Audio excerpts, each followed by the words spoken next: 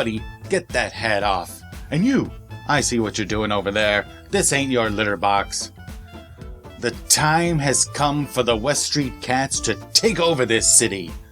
For too long, we have been without purpose.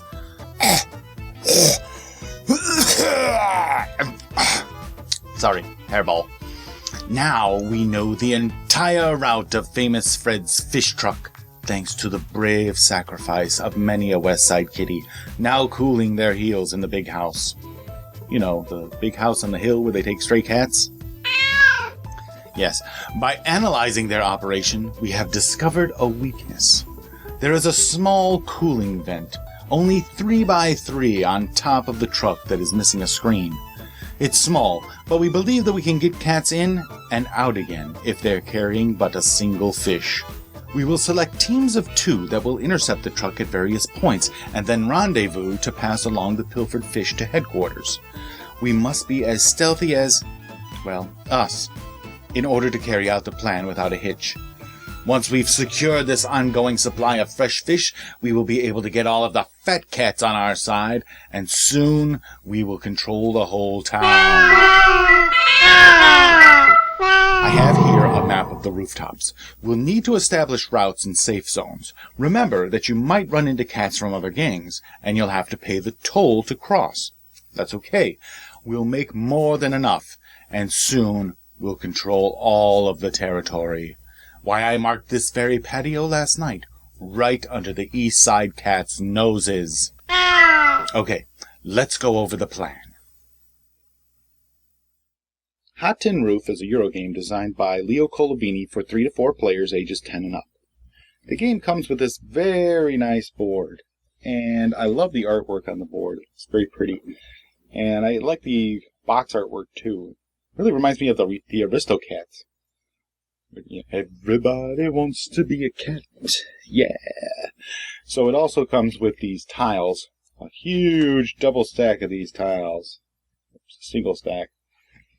And on the tiles is 2 locations that match a location on the board. These are all patios here. Each player has a set of their own kitties. There are 2 types. There's the sitting down kitties, or, sitting on. Oh no, they escaped. And then there's the sitting upright kitties. Now, the object of the game is to get as many fish as you can. The player with the most fish at the end of the game is the winner. Now, currency-wise, 10 sardine cans equals 1 fish. So, these are like dimes, and those are dollars, kind of. They become the end game mechanism as well, these fish. In a 3-player game, you start with 12 fish next to the board. And in the 4-player game, you start with a full 14 fish. And once those fish are all gone, well, that signifies the end of the game.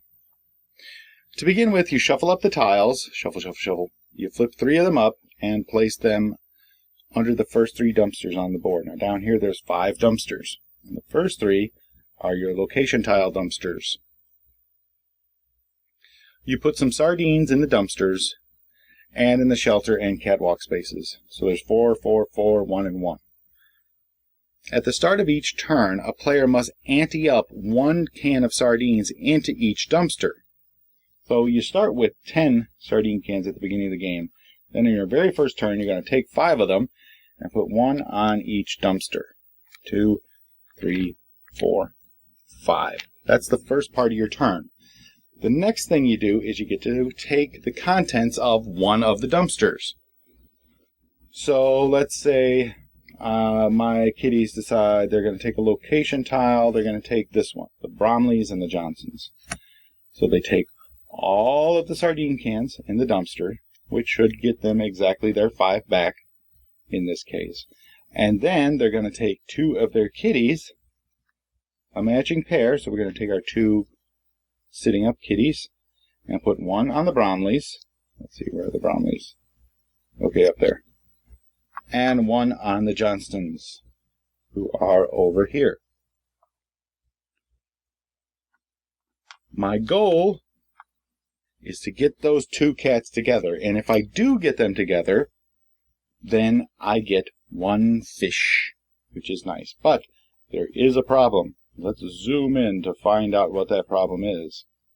You'll notice on a lot of these, see, your cats are going to go from across these little gutters and things here to try to join together, but most of these paths have breaks in them, like right here. You'll see this path isn't connected. There's a break there, and they're all over the board. So you can't go through there because it's broken.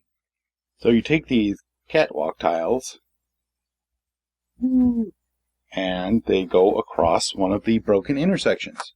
Just like that. And now it's joined. So now your kitties can cross this intersection with impunity.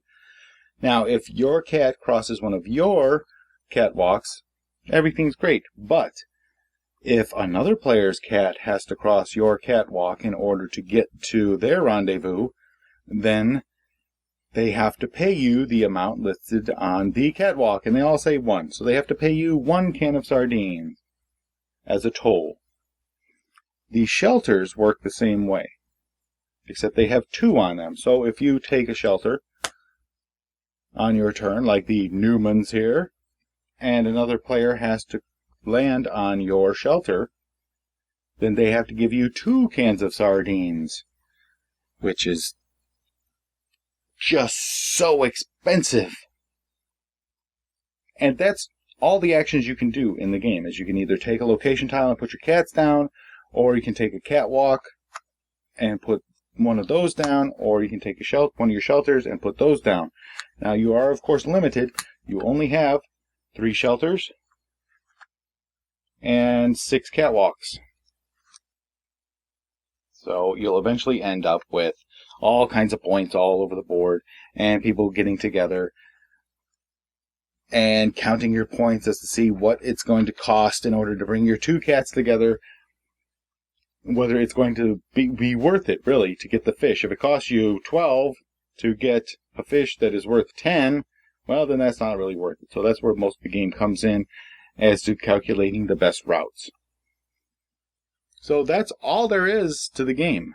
You have to plot the cheapest way to get your cats together to make the biggest profit, while placing your own tiles in locations that cost your opponents the most.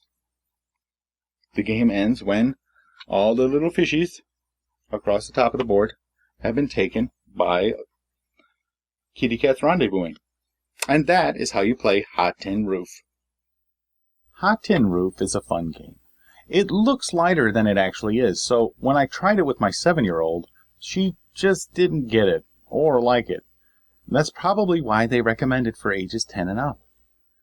3-player games are different than 4-player games for certain, as in the 3-player game, the initial high fish dumpsters get taken, and then player 1 gets to grab the cans on the catwalk, while in the 4-player game, player 4 basically will be taking the catwalk, or shelter I guess, and placing it before they have any of their own cats out in order to maximize their fishy gain.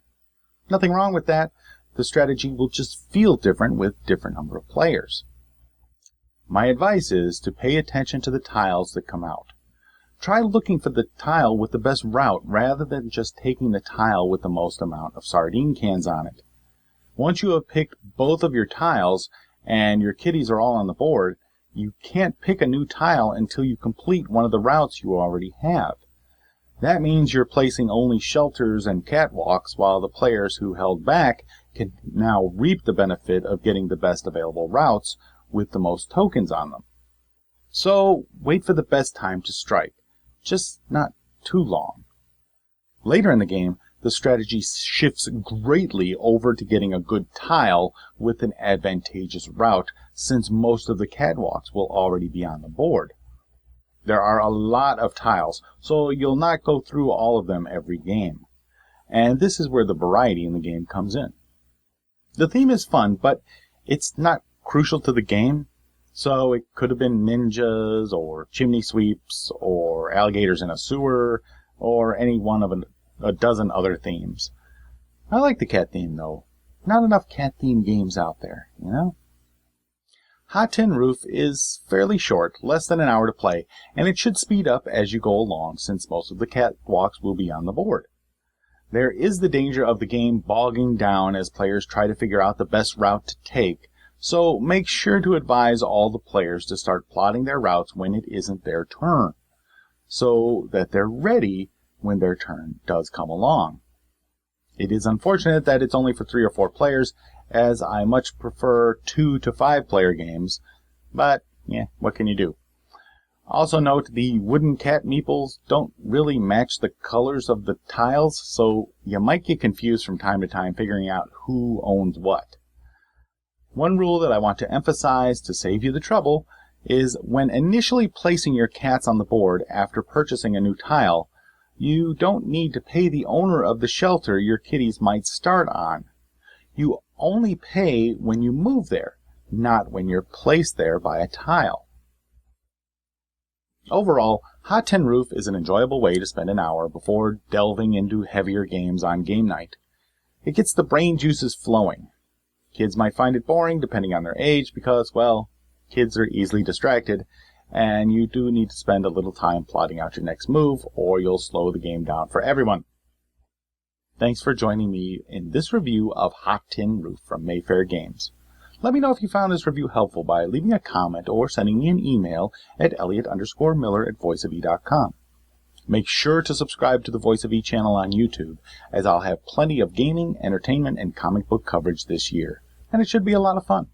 Thanks again, and until next time, keep your mind free. Give me that signal. We need more power.